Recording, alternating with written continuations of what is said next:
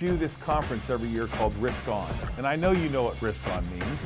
You're a Wall Street guy, but obviously I've taken the analogy and turned it into relationships are vital, invest in yourself, stay your own course, know your competition, own your own mistakes, and never give up. I would be fascinated, if it's okay with you, okay? Because I don't think I'm gonna get you to Vegas, although I would send my Gulfstream for you if you wanted to come.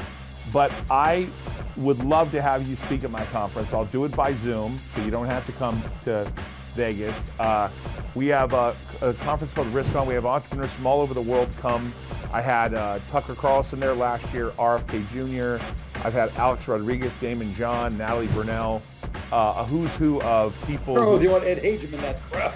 No, I do because I think this is a great story to tell about how you grew up and not feeling sorry for yourself. I also want to give the book away as a gift to all the people that show up there. I would love to meet you in person because I can guarantee you I would talk your ear off about Wall Street. I would talk your ear off. Have you ever heard of a book called The Celestine Prophecies? I think so, yes. There's a word called synchronicity. It's meeting someone who takes you in a different direction. And meeting you makes me feel like I'm going in a different direction, which is great.